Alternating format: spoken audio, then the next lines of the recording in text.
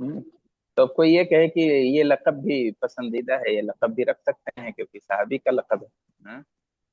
तो ये तो नहीं तावील सही होगी ना। हमें ये देखना है कि मीनिंग के एतबार से कौन सा माना ज्यादा बेहतर है, वही नाम रखेंगे। शेख, अब हम ये करेंगे तो क्या सही होगा कि अंजना का नाम तो सहाबी का है सही, मगर इस नाम को रखने से बचना चाहिए। हाँ देखिए, अब हमारे यहाँ क्योंकि वो उस नाम का उच्चारण नहीं है और वो नाम हमारे यहाँ अच्छा नहीं माना जाता है ना, तो वो नाम ना रखें तो बेहतर है। नाम ऐसा रखें जिसका माना अच्छा हो, जिसकी मीनिंग अच्छी हो, बस तावील करने की जरूरत ना पड़े कि नहीं इसका ये भी माना हो सकता है, ये भी हमारी नीयत ये है। अहब्बुल अस्मा इलल्लाहि अब्दुल्लाह व अब्दुर्रहमान, तो इसलिए कि अबदियत की निस्बत अल्लाह की तरफ जिस नाम में हो तो मतलब वो माने के एतबार से प्यारा नाम है, अच्छा नाम है, वही चुनना चाहिए। शेख सहाबी की फजीलत की वजह से भी नाम रखती ना शेख। रखते हैं, अच्छी बात है, साहबी के नाम अब ये पे। हमजा साहबी की फजीलत है ना, गुसैलुल मलाइका, तो ठीक इनकी है, फजीलत की वजह से भी रखती हैं। हाँ वो रखते हैं, हाँ रखते हैं नाम, और बहुत सारे नाम हैं उस पे रखे भी जाते हैं। लेकिन मैं कहता हूँ कि और भी इससे अच्छे अच्छे नाम हैं साहबे कराम के, जो माने के एतबार से भी अच्छे हैं, वो नाम चुनना चाहिए। हाँ? हम्म, ठीक है। جزاكم الله خيرا شيخ جي. أختي شازية تفضلي.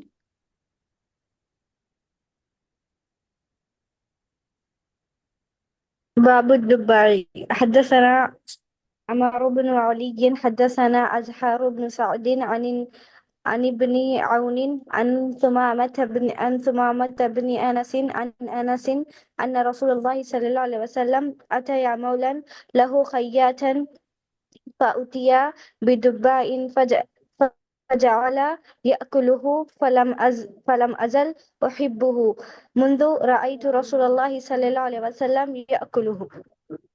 जी, बिस्मिल्लाह वल्हम्दुलिल्लाह वस्सलातु वस्सलामु अला रसूलिल्लाह। बाब दुब्बाई, कद्दू के बारे में ये बाब है, और ये हदीस इससे पहले गुजरी है। यहाँ कद्दू के ताल्लुक से हदीस इमाम बुखारी रहमहुल्लाह ने दोबारा जिक्र की है। क़ाला हद्दसना अमर इब्न अली, हमसे आमर इब्न अली ने बयान किया है। वो कहते हैं कि हमसे अजहर इब्न साद ने बताया है, और वो इब्न आउन से रिवायत करते हैं, वो सुमामा इब्न अनस से, और वो सहाबी रसूल खादिम नबी अनस रजी अल्लाह अन्हु से। क्या रिवायत है कि अन्ना रसूलुल्लाह सल्लल्लाहु अलैहि वसल्लम अता मौलल लहू खय्यातन, अल्लाह के रसूल आए। अन्ना रसूलुल्लाह अता, अल्लाह के रसूल आए, कहाँ आए? मौलल लहू, अपने एक गुलाम के पास।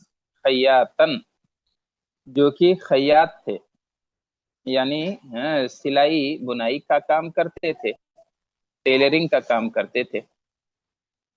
तो मौला, मौला का बदल यह है खय्यात, वही जो मौला थे वही खय्यात थे, कोई अलग नहीं है। ऐसा नहीं कि आपके गुलाम कोई अलग थे और खय्यात अलग। आप अपने मौलल लहू, अपने गुलाम के पास आए जो कि खय्यात था। फउतिया बिदुब्बाइन फजअल याकुलुहु, तो लाया गया दुब्बा, यानी कद्दू लाया गया। फजअल याकुलुहु, तो आप सल्लल्लाहु अलैहि वसल्लम उसे खाने लगे। जअला यानी शरआ, शुरू कर दिया आपने, इब्तिदा फरमा दी, याकुलुहु, खाने की, या आप उसे खाने लगे। बदा याकुलुहु, आपने खाना शुरू कर दिया। फलम अजल उहिब्बुहु मुंदु रअयतु रसूलल्लाहि सल्लल्लाहु अलैहि वसल्लम याकुलुहु। फलम अजल उहिब्बुहु, तब से मैं बराबर उसे पसंद करता हूँ। मुंज़ु रअयतु रसूलल्लाह, जब से मैंने रसूलुल्लाह को देखा है सल्लल्लाहु अलैहि वसल्लम, याकुलुहु, उसे खाते हुए। मैंने नबी को जब से उसे खाते हुए देखा है, तब से मैं उसे चाहने लगा हूँ, उसे पसंद करने लगा हूँ। یعنی دبہ کو۔ تو یہ صحابی کی محبت ہے کہ دنیاوی معاملے میں بھی نبی کی اقتداء کرتے تھے، تو جو نبی کی اقتداء کھانے پینے میں کر رہے ہوں، پسند اور ناپسند میں کر رہے ہوں، تو دین میں کیوں نہیں کریں گے؟ تو یہ روایت گزری ہے، اور اس میں ہمیں سمجھ میں آیا کہ دبہ کی فضیلت بھی ہے، اور خاص طور سے گرم ممالک میں، گرم علاقوں میں یہ بہت اچھی غذا مانی جاتی ہے۔ کلیجے کو ٹھنڈک مل جاتی ہے، بدن کو قوت مل جاتی ہے، جلدی ہضم ہو جاتا ہے، اور اس کے اندر جو ہے طاقت اور وٹامنس بھی بہت ہیں، تو اسے کھانا چاہیے۔ اچھا، اب اس کے بعد پڑھیے باب الرجل یتکلف الطعام لاخوانہ، تو واضح ہے، وہ روایت پڑھ چکے تھے ہم لوگ۔ جی شیخ، باب قلم الرجل ہاں جی، باب باب الرجل۔ الرجل يتكلف الطعام لإخوانه. حدثنا محمد بن يوسف حدثنا سفيان عن الأعمش عن أبي وائل عن أبي مسعود الأنصاري قال كان من الأنصار رجل يقال له أبو شعيب وكان له غلام لحام فقال اصنع لي طعاما أدعو رسول الله صلى الله عليه وسلم خامس خمسة فدعا رسول الله صلى الله عليه وسلم خامس خمسة فتبعهم رجل فقال النبي صلى الله عليه وسلم إنك دعوتنا خامس خمسة وهذا رجل قد تبعنا فإن شئت أذنت له وإن شئت تركته قال بل أذنت له. تو باب الرجل یتکلف الطعام لاخوانہ، باب، یہ باب ہے اس آدمی کے بارے میں، یتکلف الطعام، جو بتکلف کھانا تیار کراتا ہے، لاخوانہ، اپنے بھائیوں کے لیے۔ اخوان بھائی، تو اپنے دوستوں کے لیے، اپنے بھائیوں کے لیے، اپنے رشتہ داروں کے لیے اگر آدمی بتکلف کھانا تیار کرتا ہے، بتکلف یہاں تکلف سے مراد یہ ہے کہ باقاعدہ ارادہ کرے، باقاعدہ پلاننگ کرے، تیاری کرے کہ آج مجھے 10 لوگوں کو کھانا کھلانا ہے، ان کے لیے فلاں ڈش بنانی ہے، اس کا اہتمام کرے، تو یہ ہے تکلف۔ باب الرجل یتکلف الطعام لاخوانہ، یہ باب ہے اس آدمی کے بارے میں جو بتکلف کھانا تیار کرائے اپنے بھائیوں کے لیے، اپنے مہمانوں کے لیے۔ قال حدثنا محمد بن یوسف قال حدثنا سفیان عن الاعمش عن ابی وائل عن ابی مسعود الانصاری، ہم سے محمد بن یوسف نے بیان کیا، وہ کہتے ہیں ہم سے سفیان نے بیان کیا ہے، وہ اعمش سے روایت کرتے ہیں، اور وہ ابو وائل سے، اور وہ ابو مسعود انصاری رضی اللہ عنہ سے۔ تو ابو مسعود انصاری رضی اللہ عنہ کہتے ہیں کان من الانصار رجل یقال له ابو شعیب، انصار میں ایک آدمی تھے جنہیں ابو شعیب کہا جاتا تھا۔ وکان له غلام لحام، اور دروازہ کھول دو۔ وکان له غلام، اور ان کا ایک غلام تھا، ایک خادم تھا، ایک نوکر تھا، لحام تھا وہ۔ لحام کہتے ہیں جو گوشت کا کاروبار کرے، جانور کاٹے اور اسے فروخت کرے، تو یہ گوشت کا کام کرتے تھے، لحام تھے، یعنی جزار جس کو کہتے ہیں، جس کو قصاب کہتے ہیں، جسے کسائی کہتے ہیں، تو وہ کام وہ کرتے تھے۔ اب ظاہر ہے ان کا وہ پیشہ تھا گوشت وغیرہ، کسائیوں کو اپنے فن کے بارے میں معلومات ہوتی ہے، تو اب کسائی سے کہا گوشت کا اہتمام کرو، تو یہ تکلف ہی تھا کہ جو اس کا ماہر ہے اس سے کہا کہ ذرا اچھا سا گوشت بناؤ، نکالو بہترین سا گوشت، اچھے حصے، تازہ اور فریش، یہ تکلف تھا۔ وکان لہ غلام لحام، ان کا ایک غلام تھا جو لحام تھا، جزار تھا، قصاب تھا، کسائی تھا۔ لحام، لحم سے، لحام جو لحم بیچتا ہے وہ لحام ہے۔ فقال، اس لحام سے انہوں نے کہا، اپنے غلام سے ابو شعیب نے کہا کہ اسنع لی طعامن، میری جانب سے، اسنع لی بناؤ میری جانب سے، طعامن کھانا، میری طرف سے دعوت کا اہتمام رہے گا۔ صنع یصنع یعنی بنانا، تیار کرنا۔ تو اسنع لی میری طرف سے تیار کرو کھانا، ادعو رسول اللہ، میں رسول اللہ صلی اللہ علیہ وسلم کو دعوت دوں گا، خامسہ خمسن، خمسہ، پانچ میں پانچویں ہوں گے وہ، یعنی رسول پانچ میں پانچویں ہوں گے، یعنی آپ کے ساتھ پانچ آدمیوں سمیت میں دعوت لوں گا، یا آپ کی دعوت میں پانچ آدمیوں سمیت لے رہا ہوں، پانچ آدمی کا کھانا تیار کرو، خامسہ خمسہ، رسول اللہ صلی اللہ علیہ وسلم کو میں دعوت دے رہا ہوں، اور آپ خامسہ خمسہ ہیں، یعنی پانچویں ہیں پانچ میں، آپ کے علاوہ چار لوگ اور رہیں گے، تو آپ کو ملا کے پانچ ہو جائیں گے، آپ پانچویں فرد ہوں گے، یہ کہنے کا مطلب ہے۔ فدعا رسول اللہ صلی اللہ علیہ وسلم خامسہ خمسہ، تو انہوں نے دعوت دی اللہ کے رسول کو پانچ میں سے پانچواں، یعنی آپ کو کہا کہ آپ پانچویں آدمی ہیں، پانچ لوگوں کی میں دعوت لے رہا ہوں، آپ کے ساتھ چار لوگ اور رہیں گے، لہذا آپ خامسہ خمسہ ہیں، یعنی پانچویں میں سے پانچ میں سے پانچویں ہیں۔ فتبعہم رجل، تو جب کھانے آنے لگے آپ تو آپ کے ساتھ ایک آدمی اور آ گیا، تبع پیچھے لگ جانا، اتباع کرنا، پیچھے پیچھے ان کی فرما برداری ہے، فتبعہم ان کے پیچھے لگ گئے ایک اور آدمی۔ اب وہ کون آدمی تھے نام نہیں یہاں ذکر کیا ہے، لیکن ایک صحابی اور تھے، وہ بھی تیار ہو گئے۔ فقال النبی صلی اللہ علیہ وسلم، تو نبی صلی اللہ علیہ وسلم نے ان سے کہا، یعنی مہمان سے کہا، ابو شعیب انصاری سے کہا انک دعوتنا خامسہ خمسہ وہذا رجل قد تبعنا، کہ تم نے مجھے دعوت دی، ہمیں دعوت دی ہے پانچ میں سے پانچویں کی حیثیت سے، یعنی پانچ لوگوں کی، وہذا رجل قد تبعنا، اور یہ آدمی ہیں ہمارے ساتھ چلے آئے ہیں، ایک آدمی اور ہیں یہ بھی ہمارے ساتھ چلے آئے ہیں، تو فَإِنْ شِئْتَ أَذِنْتَ لَهُ وَإِنْ شِئْتَ تَرَكْتَهُ، اگر تم چاہو تو انہیں اجازت دو، اور اگر چاہو تو انہیں چھوڑ دو، اگر اجازت ہے تب یہ کھائیں گے، اجازت نہیں ہے تو نہیں کھائیں گے۔ قال بل اذنت له، تو انہوں نے کہا نہیں میں اجازت دے رہا ہوں، دسترخوان پہ آئے ہیں یہ بھی کھائیں، یہ بھی ہمارے مہمان ہیں، بھلے یہ سادسہ ستہ ہیں، خامسہ خمسہ نہیں ہیں، لیکن بھلے یہ چھٹے آدمی ہیں، کوئی بات نہیں ہے، یہ بھی کھا سکتے ہیں۔ تو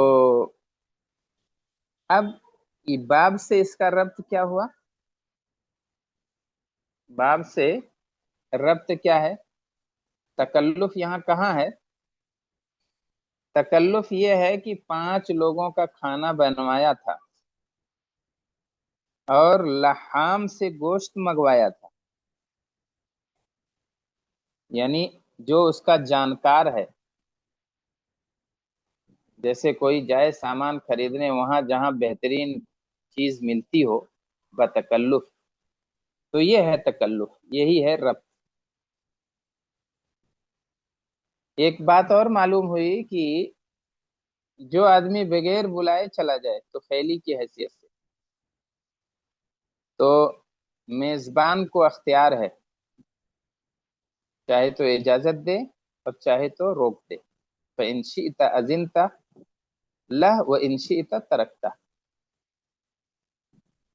اور یہ اچھی بات نہیں ہے کہ جس کی دعوت نہ ہو وہ بھی چلا جائے، اور لے بھی نہیں جانا چاہیے۔ اللہ کے رسول صلی اللہ علیہ وسلم لے اس لیے گئے کیونکہ بے تکلفی تھی، اور آپ کو معلوم تھا کہ انہیں برا نہیں لگے گا، پانچ لوگوں کی دعوت ہے تو ایک آدمی اور جا رہا ہے تو وہ برا نہیں مانیں گے اور اجازت دے دیں گے، اسی لیے آپ صلی اللہ علیہ وسلم لے گئے۔ ہاں اب اس کے بعد آگے والا باب میں تو کلیئر ہے نا سب؟ غلام اللحام یہ رکھیے ذہن میں، اور اس کے بعد خامسہ، خمسہ کا کیا مطلب ہے، اور اس کا ایک تکلف کہاں ہے، باب سے ربط کیسے ہوا۔ جی آگے چلیے،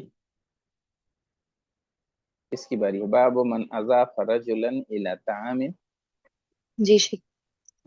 باب من أضاف رجلا إلى طعام وأقبله على عمله.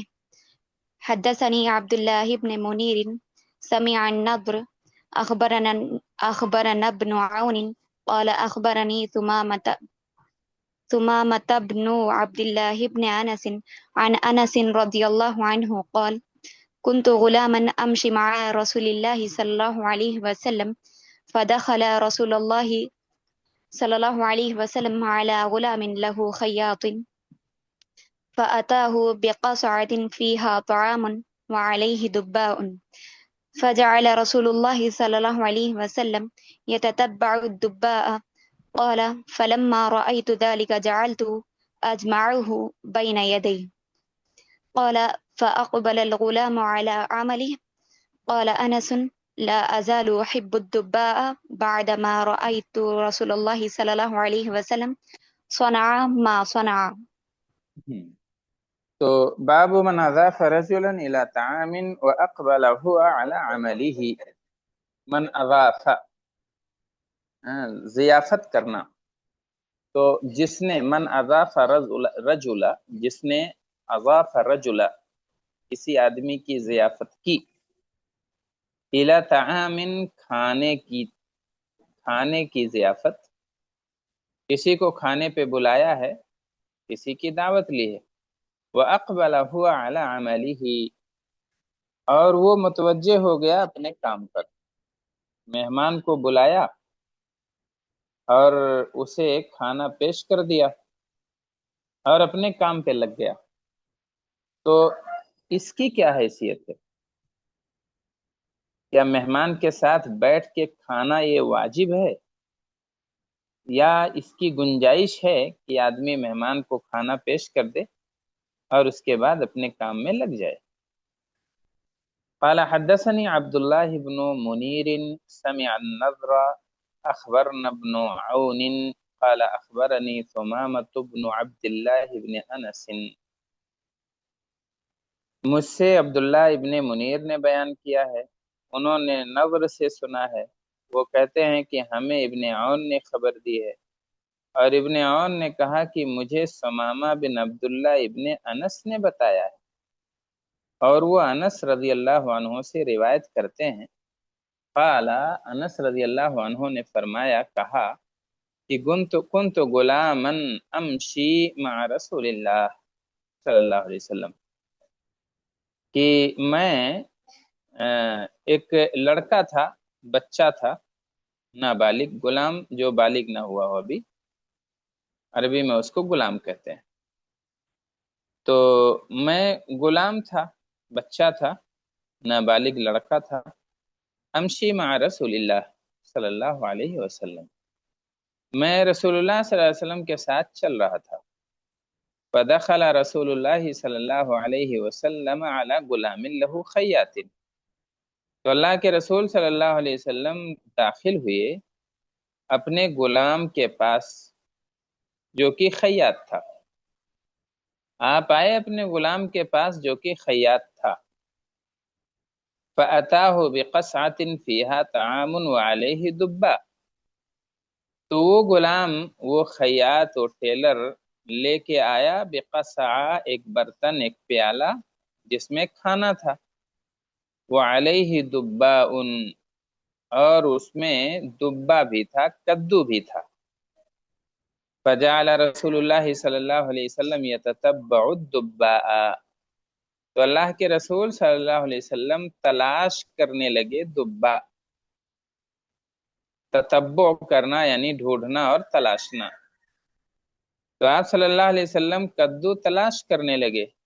قال، راوی کہتے ہیں فلما رأيت ذلك جعلت اجمعه بين يدي، جب یہ منظر میں نے دیکھا، یہ چیز میں نے دیکھی، لما رأی تو جب میں نے دیکھا، ذالک یہ چیز، یہ منظر، آپ کا یہ عمل، آپ کا کدو تلاش کرنا، تو فجعلت اجمعہ بین یدی، جعلت یعنی شرعت، میں نے جمع کرنا شروع کر دیا، بین یدی آپ کے سامنے، کدو میں نے اکٹھا کرنا شروع کر دیا، آپ کے سامنے اسے بڑھانا شروع کر دیا، بین یدیہ یعنی ان کے سامنے، اجمعہ میں اسے یعنی کدو جمع کرنے لگا، آپ کے آگے اسے بڑھانے لگا۔ قال فاقبل الغلام على عمله،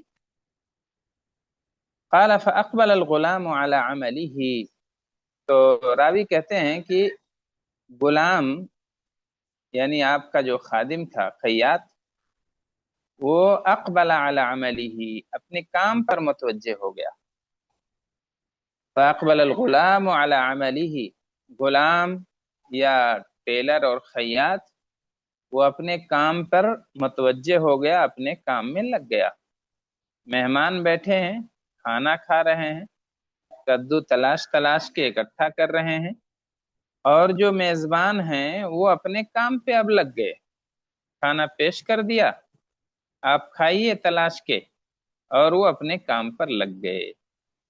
قال انس، تو دیکھیے اپنے کام پر لگ گئے، یہی ربط ہے باب سے، باب من اضاف رجلا الى طعام واقبله على عمله، تو فاقبل الغلام على عمله، وہ غلام اپنے کام پر لگ گیا۔ قال انس رضی اللہ عنہ کہتے ہیں کہ لا ازال احب الدباء بعدما رأيت رسول اللہ صلی اللہ علیہ وسلم صنع ما صنع، تو انس رضی اللہ عنہ اب اپنا عمل بتاتے ہیں اور کہتے ہیں لا ازال احب، اب میں پسند کرنے لگا، میں چاہنے لگا، لا ازال برابر میں چاہنے لگا، اب ہمیشہ پسند کرنے لگا، دبا کو یعنی کدو کو، بعد ما رأیت رسول اللہ، جب سے میں نے رسول اللہ صلی اللہ علیہ وسلم کو دیکھا، صنع ما صنع، وہ کام کرتے ہوئے جو آپ نے کیا، یعنی کدو کو پسند کیا، کدو کو تلاش کیا، کدو کو کھایا، تب سے کدو میں بھی پسند کرنے لگا۔ کب سے کدو پسند کرنے لگا؟ بعد ما رأیت رسول اللہ صنع ما صنع، جب سے میں نے رسول اللہ صلی اللہ علیہ وسلم کو دیکھا کرتے ہوئے جو کیا آپ نے، صنع ما صنع، صنع ما صنع کا مطلب وہ کام کیا جو کیا آپ نے، یعنی جو اب وہ دسترخوان پہ آپ نے کیا کام کیا تھا وہی تلاش کرنے لگے آپ، یتتبع الدباء، تو وہی کہہ رہے ہیں کہ جب سے میں نے آپ کو کام کرتے ہوئے دیکھا جو آپ نے کیا تھا دسترخوان پہ، تب سے مجھے دبا پسند آ گیا۔ تو معلوم کیا ہوا اس حدیث سے کہ مہمان کے ساتھ بیٹھ کے کھانا چاہیے، اچھی بات ہے، یہ اخلاق کے عین مطابق ہے۔ کوئی مہمان آئے، آپ اس کے ساتھ بیٹھیے، اس سے بات کیجیے، اس کے آنکھوں سے آنکھیں ملا کے اس کے روبرو بیٹھ کے بات چیت کیجیے۔ ایسا نہیں کہ آپ کے گھر کوئی آیا ہے اور آپ مشغولیت دکھانے کے لیے ادھر ادھر دوڑ رہی ہیں، تو یہ اچھی بات نہیں ہے۔ آدمی صرف کھانے نہیں جاتا ہے بلکہ اخلاق اور محبت بھی دیکھنا چاہتا ہے کہ کتنی توجہ اور عنایت آپ کی نظروں میں اس کی ہے۔ تو جب مہمان بیٹھے تو ممکن ہو تو میزبان کو بھی بیٹھ کے ساتھ میں کھانا چاہیے، لیکن یہ چیز ضروری نہیں ہے، ضروری نہیں ہے کہ بیٹھ کے کھائیں۔ اگر ضروری ہوتا تو اللہ کے رسول صلی اللہ علیہ وسلم کے سامنے وہ خیاط جو کھانا دے کے اپنے کام پہ لگ گئے تھے تو آپ روکتے، منع کرتے اور کہتے آؤ تم بھی بیٹھ کے کھاؤ ہمارے ساتھ، لیکن ایسا ضروری نہیں ہے۔ ہاں ایسا کرنا بہتر ہے، ایسا کرے آدمی تو ٹھیک ہے، اس لیے کہ اس سے ہاں محبت میں اضافہ ہوگا اور عزت و تکریم میں اضافہ ہوگا۔ اور دوسری چیز یہ معلوم ہوئی کہ اللہ کے رسول صلی اللہ علیہ وسلم کوئی امتیاز نہیں کرتے تھے، دعوت سب کی قبول کر لیتے تھے، یہ نہیں کہ چھوٹے بڑے میں آپ امتیاز کرتے ہوں۔ اور تیسری چیز یہ معلوم ہوتی ہے کہ درزی کا پیشہ کوئی معیوب پیشہ نہیں ہے۔ سماج میں کوئی بھی پیشہ یہ بذات خود معیوب نہیں ہے، اگر وہ حلال ہے، شرعی دائرے میں ہے، تو چھوٹا بڑا نہیں ہوتا ہے کوئی پیشہ، چاہے اور اس کی وجہ سے آدمی کوئی چھوٹا بڑا نہیں ہو جاتا ہے، کوئی پیشہ معیوب نہیں ہے۔ ایک چیز اور یہ معلوم ہو رہی ہے کہ اگر ساتھ میں دسترخوان پہ کوئی بزرگ بیٹھا ہوا ہے، کوئی استاذ بیٹھا ہوا ہے، بوڑھے ماں باپ بیٹھے ہوئے ہیں، تو ان کی پسند کا خیال رکھنا چاہیے، یہ اچھے اخلاق کی نشانی ہے۔ انس رضی اللہ عنہ، اللہ کے رسول صلی اللہ علیہ وسلم کو جب انہیں پتا چلا کہ آپ کو فلاں چیز پسند ہے تو اٹھا کے آپ کے سامنے رکھنے لگے۔ ایک اور چیز معلوم یہ ہو رہی ہے، بلکہ اس سے پہلے ہم لوگ پڑھے تھے نا کہ آپ صلی اللہ علیہ وسلم نے ایک بچے کو تنبیہ کی، عمر بن ابی سلمہ کو، اور کہا کہ ادھر ادھر سے مت لقمے اٹھایا کرو، اپنے سامنے سے لقمے اٹھاؤ۔ تو یہاں تو ان کے سامنے کا بھی آ رہا ہے، جب ڈھونڈا جا رہا ہے تو اس کا مطلب یہ ہے، محدثین کہتے ہیں کہ اگر نسبتاً کم درجے والی چیز کسی کے سامنے سے اٹھا رہے ہیں تو یہ معیوب نہیں ہے، یہ منع نہیں ہے۔ اب جیسے اگر بوٹی ہے اور اس میں سبزی ہے، کدو ہے، تو بہرحال گوشت اور بوٹی کی قیمت زیادہ ہے، اس کی اہمیت زیادہ ہے۔ اللہ کے رسول صلی اللہ علیہ وسلم کو گوشت پسند بھی تھا، جیسے کدو پسند کیا آپ نے، لیکن آپ نے گوشت کسی کے آگے سے نہیں اٹھایا یا اٹھانے نہیں دیا، بلکہ کم درجے والی چیز کو اٹھایا۔ تو یہ نہ ہو کہ جو اچھی چیزیں ہوں وہ دوسروں کے سامنے سے اٹھا کے چٹ کر جائیں اور خراب چیزیں چھوڑ دیں۔ تو جس کا رتبہ ذرا کم ہے، جو ڈش ذرا ہلکی ہے، وہ دوسروں کے سامنے سے بھی لے سکتے ہیں، بشرطے کہ اس کو برا نہ لگے۔ اگر برا لگتا ہے تو نہیں لیں گے۔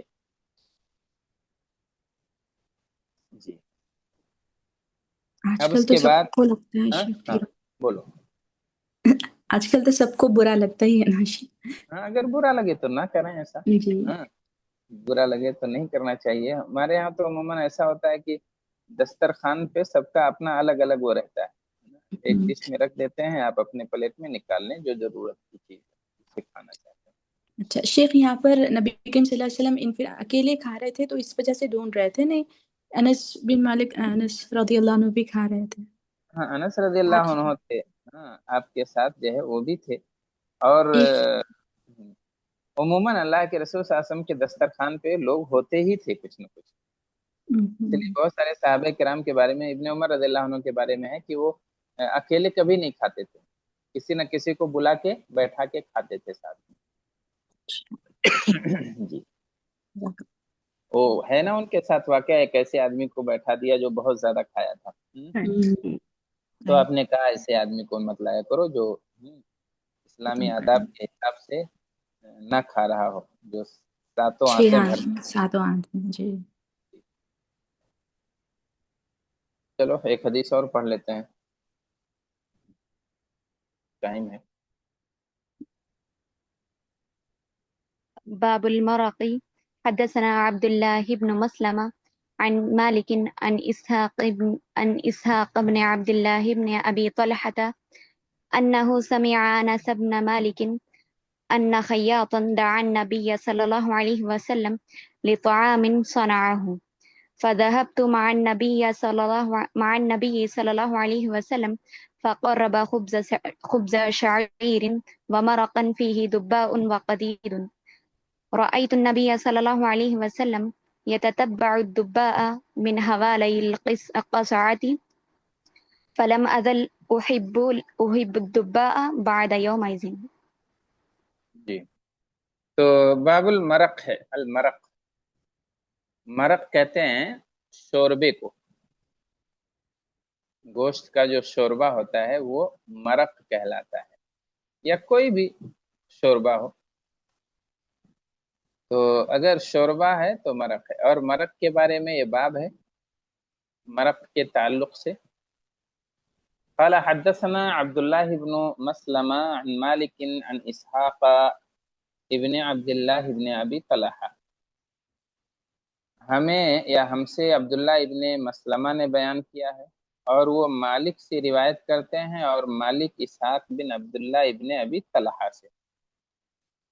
انہ سمع انس بن مالک، کہ انہوں نے انس ابن مالک کو کہتے ہوئے سنا ہے، یا انس ابن مالک سے سنا ہے. ان خیاطا دعا النبی صلی اللہ علیہ وسلم لطعام صنعہ، کہ ایک خیاط نے، ایک درزی نے، ایک ٹیلر نے نبی صلی اللہ علیہ وسلم کو دعوت دی.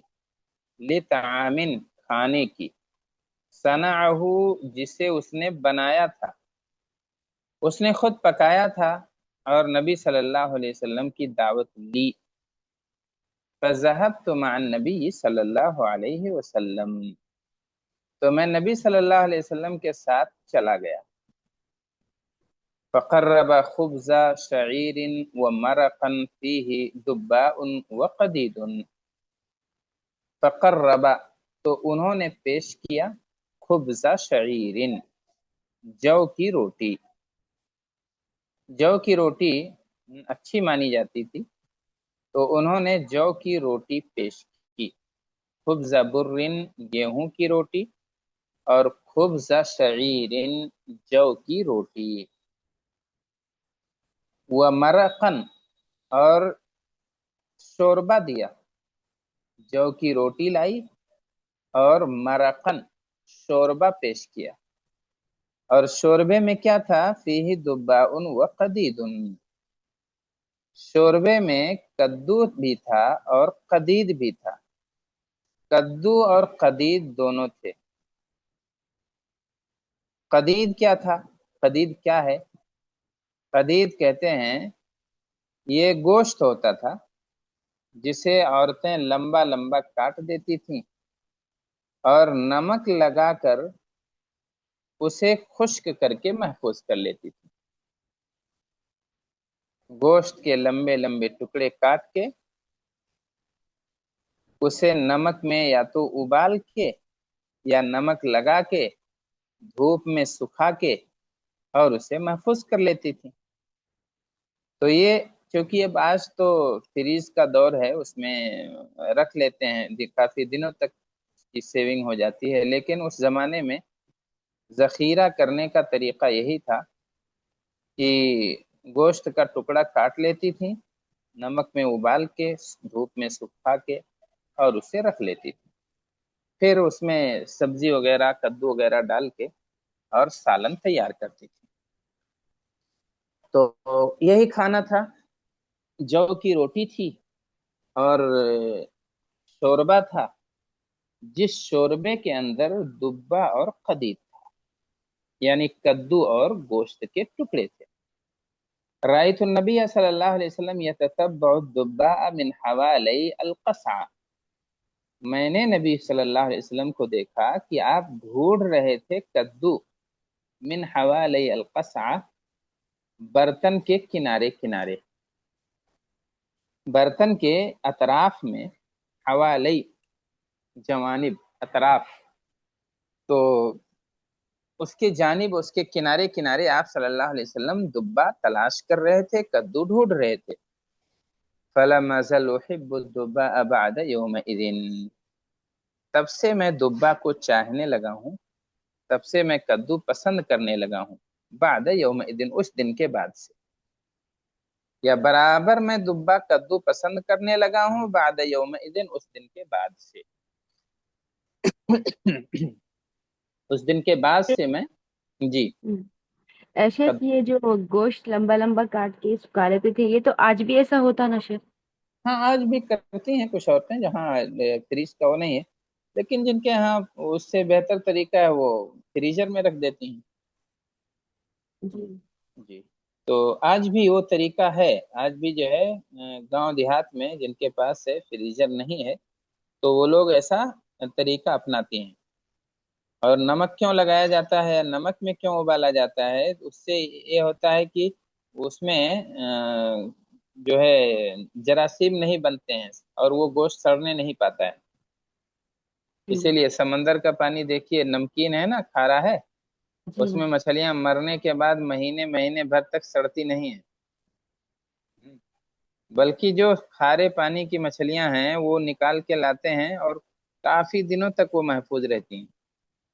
کھارے پانی میں گوشت یا مچھلی وہ جلدی خراب نہیں ہوتا ہے، اس لیے وہ لوگ نمک ڈال کے اس کے بعد بڑے بڑے ٹکڑے بڑی بڑی بوٹی بنا کے اور ابال کے سکھا کے رکھ لیتی تھی۔ ایک باب اور پڑھ لیتے ہیں، قدید۔ قدید ہے تو آ ہی گیا ہے اس میں باب المرق میں، اور دبا اور قدید وہ بھی یہی ہے، پڑھیے اس کو۔ باب القديد. ہاں حدثنا أبو نعيم حدثنا مالك بن أنس عن إسحاق بن عبد الله عن أنس قال رأيت النبي صلى الله عليه وسلم أتي بمرقة فيها دباء وقديد فرأيته يتتبع الدباء يأكلها. جی، تو یہ باب القدید ہے، اور قدید کیا ہے ابھی ہم لوگ دیکھ چکے ہیں۔ ابو نعیم کہتے ہیں مجھ سے ابو نعیم نے بیان کیا ہے، وہ کہتے ہیں ہم سے مالک ابن انس نے بیان کیا، وہ روایت کرتے ہیں اسحاق بن عبداللہ سے اور وہ انس ابن مالک سے، صحابی رسول سے۔ وہ کہتے ہیں رأیت النبی صلی اللہ علیہ وسلم اتیا بمرقہ فیہا دباء وقدید، وہاں تھا مرق اور یہاں ہے مرقہ، دونوں استعمال ہوا ہے، تائے تانیث کے ساتھ اور اس کے بغیر بھی، تو اور دونوں کا مطلب وہی ہے شوربہ۔ نبی صلی اللہ علیہ وسلم کو میں نے دیکھا اتیا بمرقہ کہ شوربہ لایا گیا جس میں کدو تھا اور قدید تھا۔ کدو تھا، گوشت کے ٹکڑے تھے سوکھے۔ فرأیتہ یتتبع الدباء یأکلها، تو میں نے دیکھا آپ کو کہ آپ کدو تلاش کر رہے تھے اور اسے کھا رہے تھے، آپ اسی کو ڈھونڈ ڈھونڈ کے کھا رہے تھے۔ جی آگے والی روایت بھی پڑھ لو، سب گزری ہوئی روایتیں ہیں۔ حدثنا قبيصة حدثنا سفيان عن عبد الرحمن بن عابس عن أبيه عن عائشة رضي الله عنها قالت ما فعله إلا في عامة جاء الناس أراد أن يطعم الغني الفقير وإن كنا لنرفع القراء بعد 15 وما شبع آل محمد صلى الله عليه وسلم من خبز بر مأدوم 3. جی، تو ہم سے قبیصہ نے بیان کیا ہے، اور وہ کہتے ہیں ہم سے سفیان نے، وہ روایت کرتے ہیں عبد الرحمن ابن عابس سے، اور وہ اپنے والد سے، اور ان کے والد عائشہ صدیقہ رضی اللہ عنہا سے۔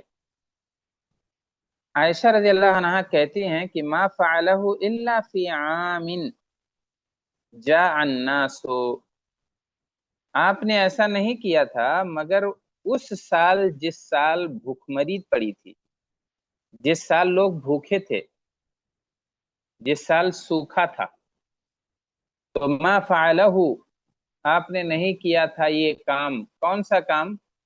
قربانی کا گوشت محفوظ کرنے سے منع کرنے والا کام۔ آپ نے کہا تھا کہ قربانی کا گوشت 3 دن سے زیادہ مت رکھو، تو یہ 3 دن سے زیادہ قربانی کا گوشت سیو کر کے رکھنے سے ممانعت بس ایک ہی سال تھی، جس سال قحط سالی پڑی تھی۔ ما فعلہ، رسول نے اسے نہیں کیا تھا، گوشت محفوظ کرنے سے نہیں روکا تھا، الا فی عام، مگر ایک سال جاء الناس جس میں لوگ بھوکے تھے، جس میں سوکھا پڑا تھا، قحط سالی تھی۔ وَأَرَادَ أَن يُطْعِمَ الْغَنِيُّ الْفَقِيرَ، آپ کا مقصد یہ تھا کہ غنی لوگ فقیر کو کھلا دیں، اپنے فریزر میں محفوظ نہ کریں، بلکہ امیر مالدار لوگ قربانی کا گوشت فقیروں کو کھلا دیں۔ وَإِن كُنَّا لَنَرْفَعُ الْقُرَاءَ بعد 15، اور ورنہ ہم لوگ کیا کرتے، لَنَرْفَعُ الْقُرَاءَ، پائے کو اوپر لٹکا دیتے تھے، بعد 15، 15 دن کے لیے، یعنی 15 دن بعد کھانے کے لیے۔ گوشت یا پایا جو بکرے کا یا بکری کا پیر ہوتا تھا اسے کاٹ کے اور کہیں اوپر بلندی پہ لٹکا دیتے تھے، 15 دن کے بعد کھاتے تھے۔ وما شبع آل محمد من خبز بر معدوم 3، اور شبع آسودہ نہیں ہوئے، ما شبع آسودہ نہیں ہوئے، پیٹ بھر کے نہیں کھایا آل محمد نے صلی اللہ علیہ وسلم، من خبز برن، گیہوں کی روٹی، معدوم، سالن کے ساتھ، ثلاثاً 3 دن تک کبھی ایسا نہیں ہوا کہ سالن کے ساتھ گیہوں کی روٹی آل محمد نے پیٹ بھر کے کھائی ہو اور 3 دن گزرا ہو، ایسا نہیں ہوا کبھی۔ تو وَإِن كُنَّا لَنَرْفَعُ الْقُرَىٰ، قُرَىٰ کہتے ہیں پائے کو، ورنہ ہم کیا کرتے تھے، لَنَرْفَعُ الْقُرَىٰ، پائے کو لٹکا دیتے تھے 15 دن کے بعد کے لیے، 15 دن بعد کھانے کے لیے۔ وَمَا شَبِعَ آلُ مُحَمَّدٍ مِّن خُبْزِ بُرٍّ مَعْدُومٍ 3، اور آل محمد کبھی آسودہ نہیں ہوئے گیہوں کی روٹی سے، معدوم، سالن کے ساتھ، 3 دن تک۔ تو اس سے معلوم ہوا کہ غریبی تھی، غربت تھی، اور قربانی کے جانور کا گوشت محفوظ کر لیا جاتا تھا، 15-20 دن کے بعد اسے کھاتی تھیں، اور اس میں کوئی قباحت نہیں ہے۔ جو 3 دن سے زیادہ سیونگ کی ممانعت ہے قربانی کے گوشت کی، وہ ہمیشہ کے لیے نہیں تھی، بلکہ ایک خاص علت کی وجہ سے تھی، قحط سالی کی وجہ سے۔ آپ صلی اللہ علیہ وسلم کا مقصد یہ تھا کہ جو ہے غریبوں کو ابھی ضرورت ہے تو مالدار لوگ انہیں کھلا دیں، بس یہی مقصد تھا۔ جی، اب اگر کوئی سوال ہو تو سوال کرو۔ ابھی کتنے درس یا کتنی گھنٹیاں ملیں گے امتحان سے پہلے؟ کس باب سے اس کا ربط کیا ہے؟ جی، باب سے اس کا ربط باب القدید کا ہے نا؟ جی جی، تو دیکھیے پہلے والے میں تو قدید کا ذکر ہے، وہاں ربط واضح ہے، جی، اور بہت دبا ما فعلوه الا فی عام الناس اراد ان یطعم الغنی الفقیر وان كنا لنرفع القراع بعد 5۔ 15 دن سکھا کے رکھتے تھے، وہی ہے ٹھیک ہے۔ نہیں ہاں، اس میں مطلب گوشت کے معنی میں ہے نا شریف؟ برن معدوم ثلاثن۔ اصل میں دیکھیے یہاں جو ہے کوئی ایسی صراحت کے ساتھ تو نہیں ہے، لیکن یہ جو رکھتے تھے گوشت، تو یہاں کہہ رہی ہیں کہ ہم ایسے لٹکا دیتے تھے، تو یہی طریقہ ہے قدید کا، جیسے 15 دن، 20 دن، مہینہ بھر، 2 مہینہ، یہ قدید کو، گوشت کو جو محفوظ کرتی تھیں سکھا کے، بڑے بڑے ٹکڑے کاٹ کے، تو وہی کیفیت لگ بھگ یہاں بھی ہے۔ ہاں، اب یہ گوشت کا ایک مخصوص پارٹ اور جانور کا ایک مخصوص حصہ سکھا کے رکھنے کی بات ہے۔ لٹکانا ہوتا تھا اس لیے کہ ہوا سے جو ہے، خشک ہواؤں سے وہ سوکھ جاتا تھا، وہ ایسی جگہ لٹکاتے ہی تھے کہ جہاں ہوا آتی رہے۔ تو یہی ہے ظاہر، یہی باب سے ربط اس کا ہے، لنرفع القراع بعد 15۔ جی شیخ، کل لاسٹ آخر ہوگا، پھر اس کے بعد منڈے اور ٹیوزڈے 25 اور 26 3 کلاسز باقی ہیں شیخ۔ 3 کلاسز باقی ہیں نا، تو ہمیں پورا یہ پڑھنا تھا نا کتاب الاتمہ۔ कैसे क्या करेंगे? एक्चुअली यानी 27 से लेकर 30 तक तो मुराजा के लिए दिया गया था। अच्छा अच्छा, हम्म, मुराजा करेंगे उसमें। जी। तो क़दरल्लाहु मा शाअ फ़अल शेख, जितना पढ़ा क्वालिटी के साथ पढ़ा शेख आपने, माशाल्लाह, ऐसा फास्ट फास्ट नहीं भागे आप, माशाल्लाह। जाते हैं हाँ, वो ठीक है, बहुत ज्यादा जो है हाँ दौड़ के नहीं पढ़े हैं, लेकिन अल्हम्दुलिल्लाह तो पढ़े हैं, जितना भी हो जाएगा कल पढ़ लेंगे, उसके बाद जो मुराजे का वक्त है वो मुराजा करेंगे। जी। शेख, हमारा शेख एक सवाल मेरा ये दोस्त था था। कि तकल्लुफ इससे पहले जो बाब में पढ़े, तो अगर कोई पूछे हमसे कि मतलब तकल्लुफ किसे कहेंगे, तो हम उसको बयान करने नहीं आता शेख, वो लफ्ज की वजाहत कि तकल्लुफ किसे कहें। हाँ तकल्लुफ, देखिए तकल्लुफ तो ऐसा है, कुल्फत इसको कहते हैं उर्दू, अरबी में, उर्दू में भी बोलते हैं, यानी किसी के लिए जहमत उठाना। तो जहमत उठाना एक ये होता है कि जहमत कैसे उठाना होता है कि हम आदमी को बुलाए, जो कुछ बना है वही खिला के खत्म कर दिए, तो इसमें कोई तकल्लुफ नहीं है, कोई कुल्फत और जहमत नहीं है। इसको कहते हैं कि माहदर, खिला देना, जो है वही खिला देना। लेकिन अगर कोई आदमी तकल्लुफ करता है, यानी बाकायदा जहाँ अच्छा गोश्त मिले उसके पास जाता है, जहाँ अच्छा बावर्ची है उससे गुजारिश करता है, अपने घर में अपने बच्चों से कहता है कि देखो तुम्हारे हाथ की फला डिश अच्छी लगती है वो बना दो, तो ये सब जो है कुल्फत वाला मामला, इसमें तकलीफ है, इसमें हाँ परेशानियां हैं। तो ये है तकल्लुफ, किसी के लिए कोई मुसीबत उठाना, कोई परेशानी झेलना और तकल्लुफ करना। और उर्दू में जो कहते हैं तकल्लुफ, आमतौर पर शर्माने के माने में इस्तेमाल करते हैं ना, खास तौर से कहते हैं तकल्लुफ मत कीजिए, जी। यानी कोई इधर उधर का वो मत कीजिए, लेकिन असल माना वही है।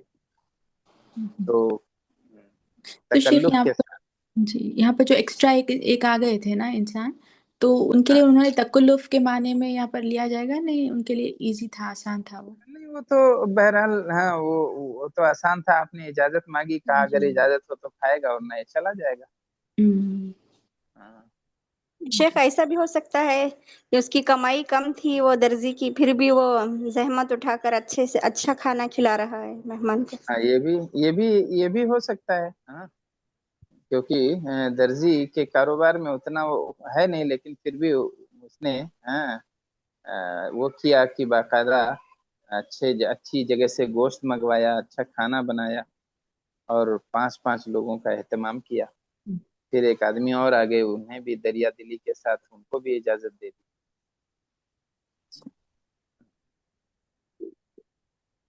शेख मेरा एक डाउट था। अब यहाँ पे दर्जी है, जैसे साहब है, सब उनके आप सल्लल्लाहु अलैहि वसल्लम के गुलाम थे करके ये हदीस में है ना, तो कैसे गुलाम, गुलाम को तो उनके अंडर काम करते ना शेख, तो वो खुद काम कर रहे हैं ना? गुलाम गुलाम जो है अब वो अल्लाह के रसूल सल्लल्लाहु अलैहि वसल्लम के, जैसे वकाना लहू गुलामुल लहाम, आप सल्लल्लाहु अलैहि वसल्लम का आपका नहीं बल्कि वो इनके अबू मसूद के एक गुलाम थे। तो गुलाम थे और काम करते थे, इन्होंने लगाया होगा कि तुम्हें ये काम करना है, गोश्त वगैरह काटना है, बेचना है, बनाना है। तब उनसे इन्होंने गुजारिश की, ठीक है। और गुलाम गुलामों का को दूसरे मतलब काम लगाते थे वो, तो ये गुलाम करने का, के, अब दर्जी हाँ, का दूसरा। जो भी काम हो, जो भी किसी भी काम पे आदमी लगा सकता है। हाँ, या फिर ऐसा भी होता है कि एक पेशा आदमी ने अख्तियार किया है और या उसको उसके बारे में वो जानकारी रखता है, तो उसको उसी से मंसूब कर देते हैं। कोई शेख टेलर था शबाब, पहले जी, शबाब के माने में भी आएगा ना कभी कभी? गुलाम के, हाँ, वो शबाब के लड़के के। माने में आता है, हाँ शबाब के माने में भी आता है हाँ, यानी जो गुलाम कहते हैं जो बालिग ना हो, बच्चे लड़के के बारे में आता है, जो छोटा बच्चा। हाँ, अच्छा अच्छा। लेकिन यहाँ शबाब के माने में नहीं है, ये गुलाम ही के माने में है। जी जी। इमाम नववी वगैरह ने इसका तफसील से जिक्र किया है इसको। और कुछ, 12 बज गए हैं, चलिए फिर इंशाल्लाह। जज़ाकल्लाह खैर, शुक्रिया।